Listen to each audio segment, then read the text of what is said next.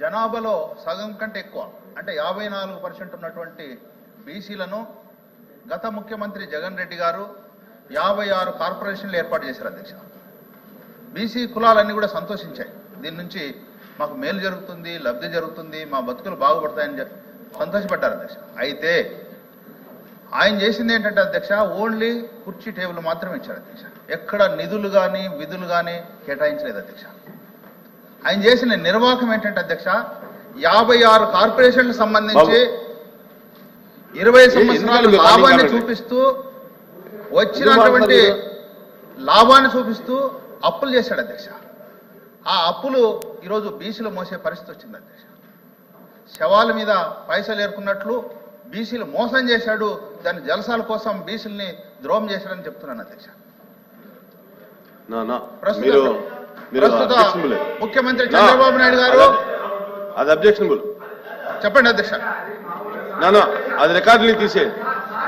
అది రికార్డు తీయండి అధ్యక్ష. నిధులు లేవు, విధులు లేవు. 56 కార్పొరేషన్లు అధ్యక్ష ఈ రోజు అడుగు తినే పరిస్థితి వచ్చింది అధ్యక్ష. బీసీల మీద సేవల మీద డబ్బులు ఏరుకుంటారంటారు మీరు. మరి డబ్బులు ఏం చేశారు అధ్యక్ష? రికార్డు తీయండి. అప్పులు చేశారు అధ్యక్ష. 56 కార్పొరేషన్లు తాకట్టు పెట్టాడు, నిధులు కాజేశారు. వచ్చినటువంటి అప్పులు తీసేసుకుని వచ్చినటువంటి అప్పుల్ని అది రికార్డులు తీసాం. కూర్చోండి మీరు, కూర్చోండి మీరు, కూర్చోండి మీరు, కూర్చోండి అధ్యక్ష. నేను బీసీల గురించి మాట్లాడుతున్నారు. అమర్నాథ్ గౌడ్ హత్య గురించి కూడా మాట్లాడదామా? చర్చ పెట్టుకుందామండి. అమర్నాథ్ గౌడ్ హత్య గురించి చర్చ పెట్టుకుందామా? ఎట్లా వైకాపా నాయకులు ఒక పిల్లోడు నోరులో అతను చదువుకున్న పుస్తకాల నుంచి కాగితాలు చింపి నోట్లో కుక్కేసి పెట్రోల్ పోసి తగలబెట్టి చంపేశారు. చర్చిద్దాం, నో ప్రాబ్లం. లోకేష్ గారు దళిత సవాన్ని ఎట్లా డోర్ డెలివరీ చేశారు చర్చిద్దాం. We are ready. లోకేష్ గారు అంతేగాని పద్దాగా గౌరవ సభ్యుడు చెప్తున్నారు. చెప్పినండి చైర్మన్ గారు ఆల్రెడీ ఒక రూలింగ్ ఇచ్చారు. పద్దాగా రోడ్ పైకి వస్తాం కరెక్ట్ గా. త్రిమూర్తుల గారు మాట్లాడదామంటే రెడీ. వీఆర్ రెడీ సార్, మాట్లాడదాం. అమర్నాథ్ గౌడ్ గురించి మాట్లాడదాం.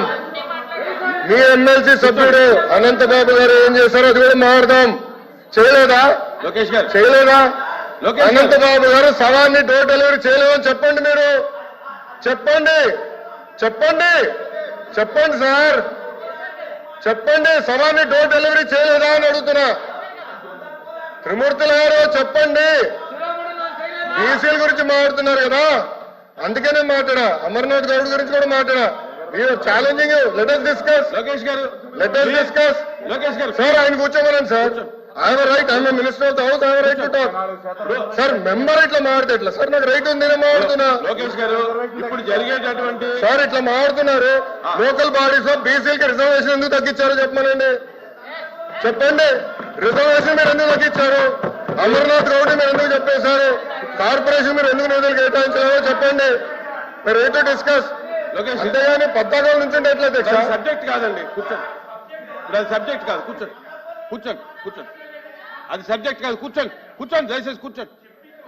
నాయుడు గారు, నాయుడు గారు మీరు మాట్లాడండి.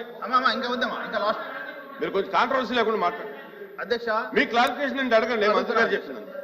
కార్పొరేషన్లు ఏర్పాటు చేశారు అధ్యక్ష. చైర్మన్లు, మెంబర్లు ఉత్సవ విగ్రహాలు మాత్రమే ఉన్నారు తప్ప బీసీల కోసం ఏం చేయలేదు. బీసీల ద్రోహి జగన్మోహన్ రెడ్డి గారుని చెప్తూ ఇప్పటి ముఖ్యమంత్రి నారా చంద్రబాబు నాయుడు గారు 900 కోట్లు 9 నెలల కాలంలోనే విడుదల చేశారు అధ్యక్ష. 900 కోట్లు విడుదల చేసి బీసీల పక్షపాత అయ్యాడు అధ్యక్ష. బీసీల భగవంతుడు అయ్యాడు అధ్యక్ష. ఈ మాట ఎందుకంటున్నానంటే అధ్యక్ష, గత ప్రభుత్వం లబ్ధిదారులకు సంబంధించినటువంటి రాయితీ విషయంలో కూడా అక్కడ కూడా ఒక కొరేసింది అధ్యక్ష. లబ్ధిదారులు ఎంపికైనటువంటి లబ్ధిదారులు 10-20% ఖచ్చితంగా కట్టే తప్ప లోన్లు ఇచ్చే పరిస్థితి గత 5 సంవత్సరాలు లేదు అధ్యక్ష. మరి మీ ద్వారా మంత్రి గారు నేను అడిగేది ఏంటంటే, బీసీల పక్షాన ఈ ప్రభుత్వం, ఈ ప్రజల బీసీల ప్రభుత్వం ఏదైతే 10-20% ఉందో దాన్ని తీసివేస్తూ ఇలాంటి రాయితీలకు సంబంధించినటువంటి పథకాలకు అవకాశం కల్పించాలని మీ ద్వారా కోరుతున్నాను. మంత్రి గారు.